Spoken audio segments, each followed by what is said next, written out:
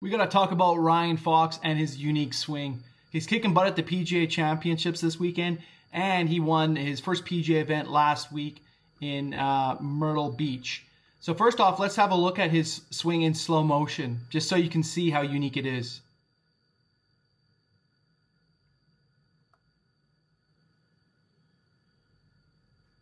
Look at that side bend. So Ryan had just had an interview at a press conference, and someone asked him about his swing. So he had we gave some insight into why he swings like he does and whatnot. Adam. Ryan, you've got such a unique golf swing. I was just wondering, how you go about deciding what's important to leave alone and what to decide to change and tweak. I'm definitely not the person to ask that. The coaches are the ones that sort of decide that. For me, it's all about if I can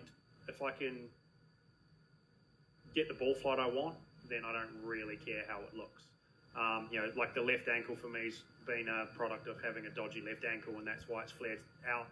I've had a bunch of cortisones in there, and years ago I didn't know if I had that much left in me if my ankle didn't settle down. So that certainly helped that. I know for me, as long as I feel like I get the club in front, I can turn through it and hit a little fade. For the most part, that's it. And it's all about how the body moves rather than where the club looks and how pretty it looks. I'm definitely not going to be one of those guys, and have been lucky to have a couple of coaches over the last decade or so that have got that and kind of just let me do my own thing and just make sure it doesn't get too far outside the lines. There you have it. So it's like he had some coaches that didn't try to change his swing because he's got a great swing. And if you look at the stats here, he's currently ranked 49th in the 2025 with 305.1, and that's out of 185 PGA golfers.